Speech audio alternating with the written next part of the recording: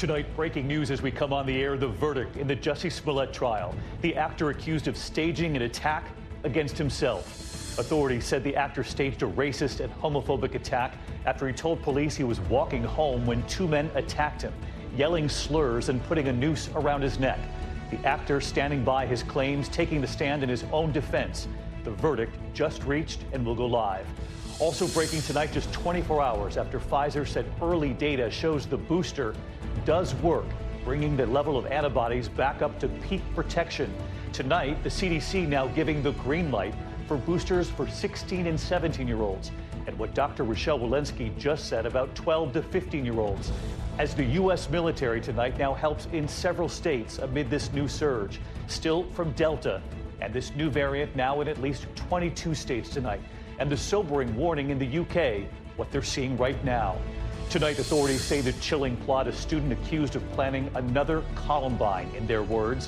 What they say they found in his bag, a high-powered collapsible rifle and hundreds of rounds of ammunition, and how they knew to move in.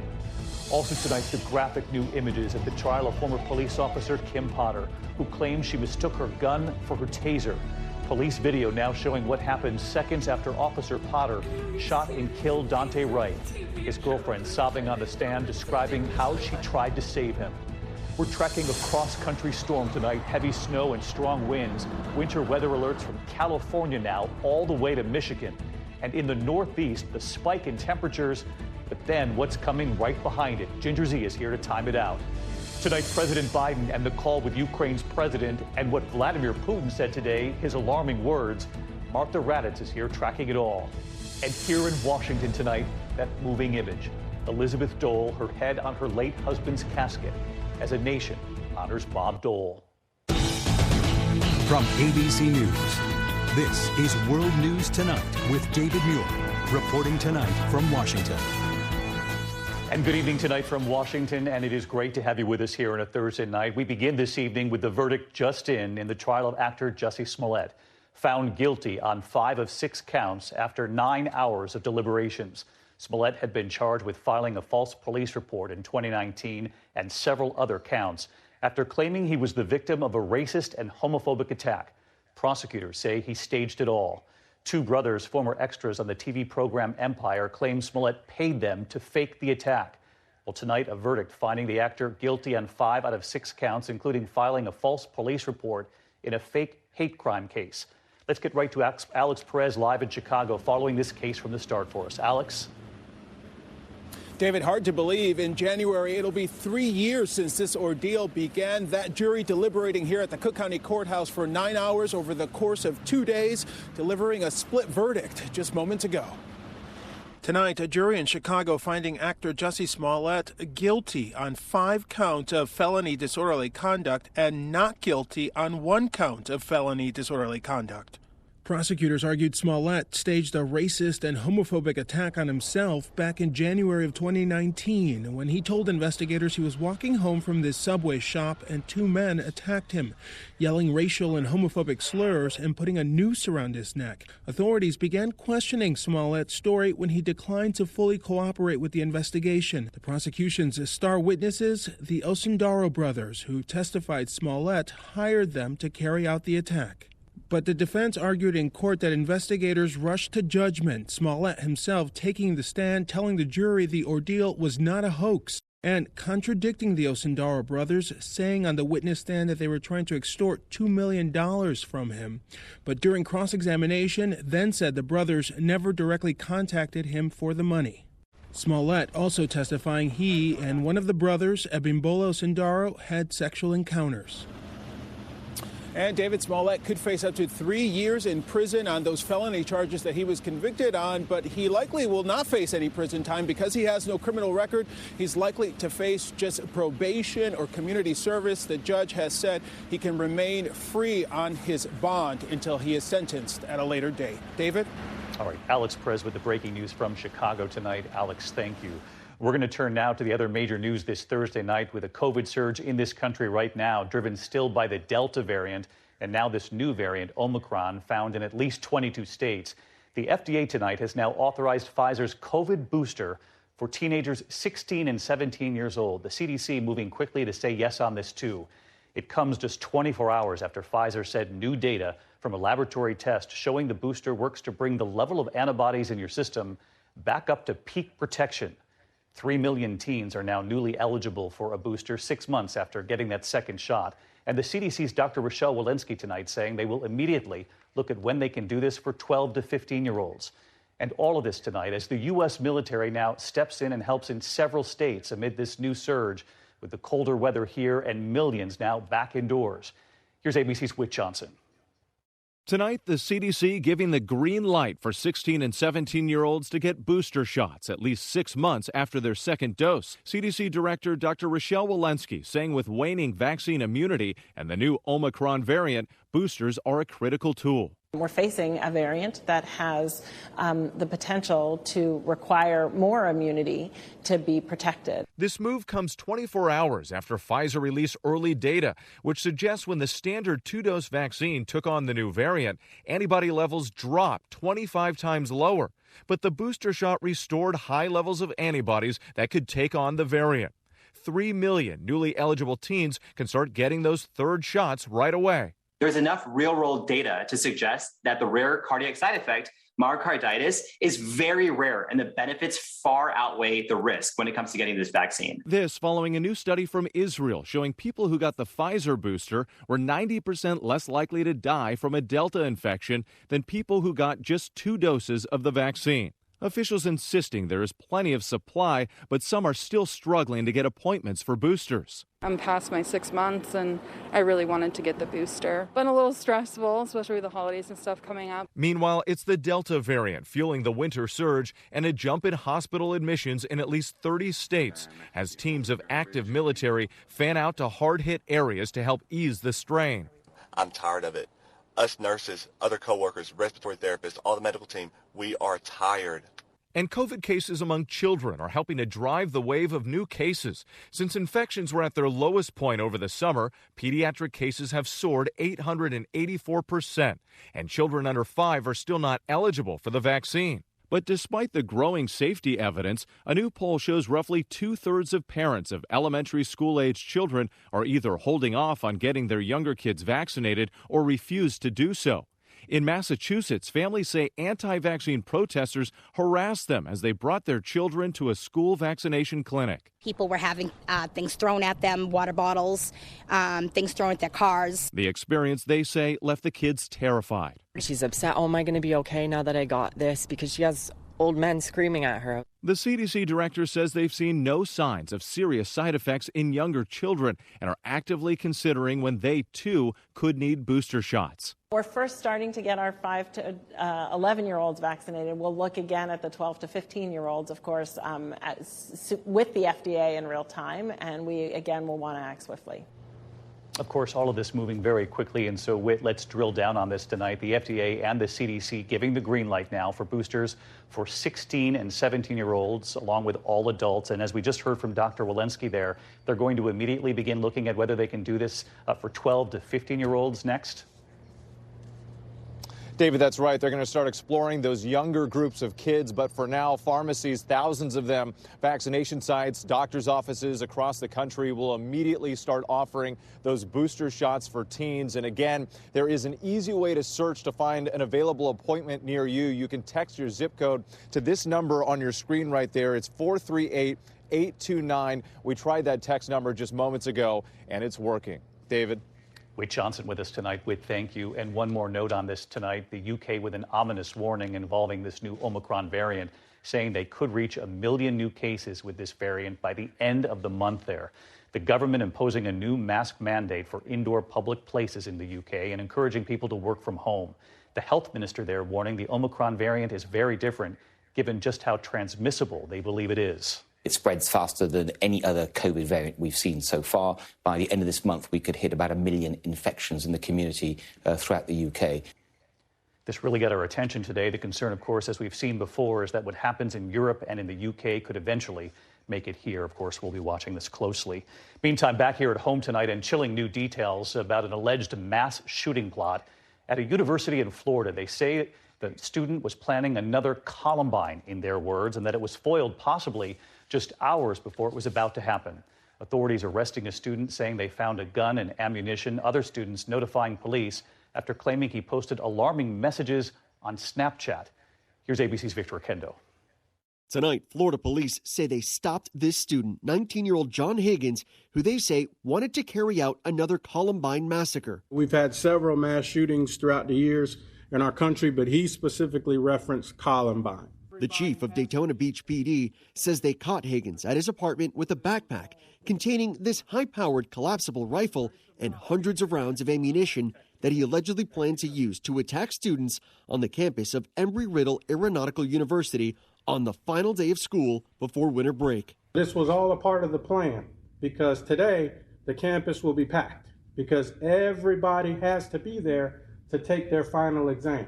Police saying they acted on a tip from two students worried about Snapchat group messages they received. By the grace of God, those two students came forward and thwarted that plan.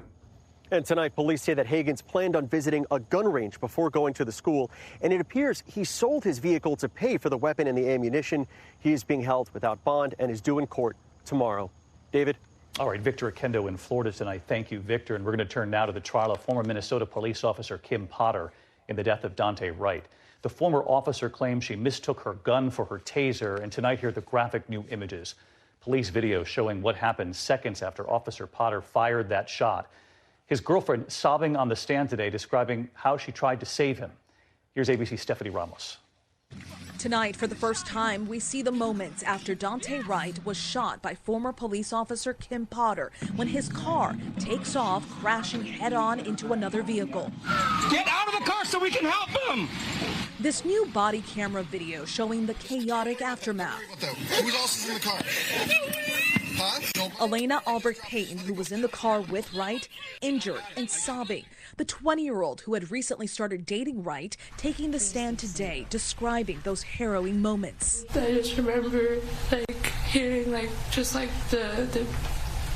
the boom, the bang of the gun. Albrecht Payton saying she tried to save Wright's life. I took my belt off and I grabbed whatever was in the car, put it on his chest. You see it in movies and TV shows. I didn't know what to do, so I just put my hands over his chest and I just tried to hold it in. Even taking a video call from Wright's mother, who was desperately trying to reach him after being disconnected. I was just delirious. I was just screaming like they shot him, they shot him. And then I pointed the camera on him and I'm so sorry. During that traffic stop in April, Potter, a 26-year veteran of the force, says she mistook her handgun for a taser after Wright struggled to get away from another officer trying to arrest him for a misdemeanor warrant. I grabbed the wrong gun! I shot him! Oh my God! Oh my God! You can see her collapse to the ground moments after the shooting. Potter now facing first and second degree manslaughter charges. The defense tonight pressing Albrecht Payton on what Wright was trying to do after he was shot in an effort to show that Wright intentionally drove away and endangered lives. His hands were never on the wheel. And Stephanie Ramos with us tonight. Stephanie, late word coming in from the courtroom, the defense calling for a mistrial. Right, David. The judge denying a request from the defense for a mistrial, saying the defense saying that the state introduced irrelevant information that had nothing to do with Potter's thought process. Now, the prosecution saying it is relevant and that Potter's actions endangered those around her. Testimony continues tomorrow, David. All right, Stephanie Ramos tonight. Steph, thank you. And now to a major storm system we're tracking at this hour, taking shape in the west and sweeping across the country. Alerts already across more than a dozen states at this hour, from California all the way to the Great Lakes. And ahead of it, a major warm-up on the east. That will also change quickly. Already parts of Colorado tonight getting its first significant snow of the season. Hazardous driving on parts of Interstate 70. And the severe weather threat, including tornadoes across several states tomorrow. So let's get right to Chief Meteorologist Ginger Z, tracking it all tonight. Hi, Ginger. Hi, David. Can you believe that Denver has not yet had a measurable snow? Their latest on record was 2.5 weeks ago. We might finally see that change with just less than an inch tomorrow for Denver. But back into the Rockies, yes, they are going to get their first significant. You see all those winter advisories and warnings that stretch from northern Michigan back through even New Mexico. And watch this. It all starts happening tomorrow in the northern Great Lakes, but then the record highs on the southern end. We're talking from Texas to Kentucky. We could see record highs broken. And that's also going to help fuel the severe storms, which look like a real overnight tornado threat. Indiana, Kentucky, Paducah's included, Tennessee, and also Mississippi. Damaging wind could be a threat going into Saturday morning as well, and that all moves to the northeast by Saturday night, David. Tracking in with you. Thank you, Ginger. Just days after Hawaii dealt with those torrential rains, now a new threat tonight, the toxic water crisis now unfolding. Hundreds of thousands of people could potentially be impacted by this. In fact, residents complaining water from their kitchen tap smells like gas. Families now getting sick, and ABC's Will Carr from Honolulu tonight.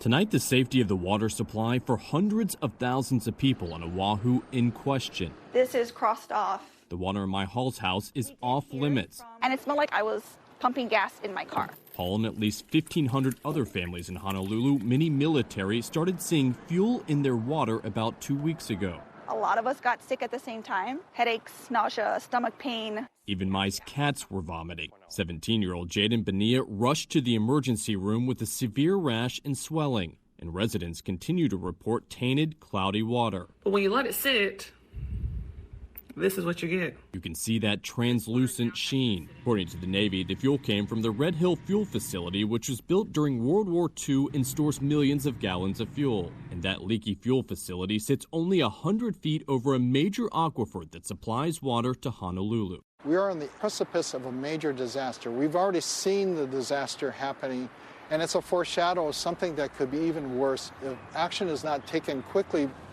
I just spoke with the chief engineer of the water board here. He says without a doubt fuel is in that aquifer. It's just a matter of how much, and he's calling the situation a ticking time bomb. He says the Navy needs to get all that fuel out of the tanks immediately. The Navy says that it's testing, and in the meantime, it's offering water at points just like this to all the members of the military impacted. David. We're glad you're there reporting on this, Will. Thank you. Overseas tonight, we continue to watch the situation unfolding in Ukraine. Tonight, President Biden and the call with Ukraine's president and what Russian President Vladimir Putin said today that caused new alarm. Let's get right to our chief global affairs correspondent, Martha Raddatz. Martha, I came to your town tonight. Great to be with you. It's great to be with you, too, David. I know you know that President Biden said he hoped by tomorrow to announce meetings with at least 4 of our major NATO allies and Russia to discuss the future of Russia's concerns relative to NATO. Nothing has been set in stone, but that would really be a win for Putin. Meanwhile, you have a rhetorical escalation with Putin accusing Ukraine of genocide, saying that the Russian-speaking population in the East is being persecuted. But there are more worrying signs tonight, David. I just got off the phone with a U.S. official who said Russia is still building up those troops despite that virtual meeting with Vladimir Putin. And questions about what he's signaling with these new words. Exactly. Martha Raddatz tonight. Thank you. When we come back here on a Thursday night, Travis Scott now breaking his silence about that concert tragedy killing 10 people while he was on stage, what he says he didn't know.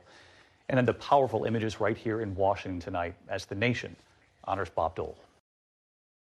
Next tonight here, rapper Travis Scott breaking his silence about the tragedy at the Astroworld Festival in Houston. 10 people dying in the surging crowd while Scott was on stage. Scott in a new interview now saying, quote, people pass out, things happen at concerts, but insisting he didn't know anything was seriously wrong until after the show. Did you hear any of those screams? Nah, man. And you know, it's so crazy because I'm that artist too. Like, you know, anytime you can hear something like that, you want to stop the show. You want to make sure, you know, fans get the proper attention they need.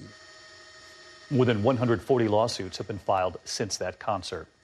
Tonight, reality TV star Josh Duggar now faces up to 40 years in prison. A jury in Arkansas finding him guilty of 2 counts of child pornography.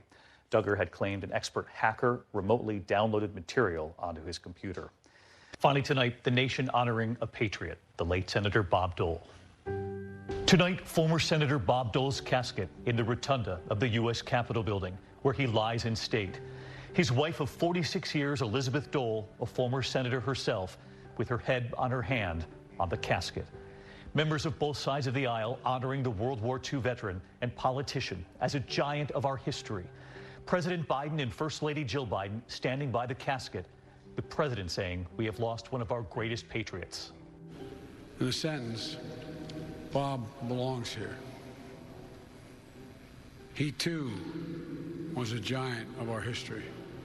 And that's not hyperbole, it's real. Of wit and grace, of principle and persistence, of courage and conviction. Dole's wife Elizabeth and daughter Robin wiping away tears during the ceremony. Tonight, Bob Dole returning to the Capitol building where he served for more than 3 decades. A patriot honored. So moving. And the service for the late senator tomorrow. I'll see you tomorrow night. Good night. Some love him. He's a football god. And some hate him. You, Tom Brady. Can I say that? But no matter how you feel, you know his name. Tom Brady. Tom Brady. Papa Brady. But what can we learn from Tom's career about the world and about ourselves? From Religion of Sports and ESPN+, this is Man in the Arena. Listen and follow now on Apple Podcasts, Spotify, or wherever you get your podcasts.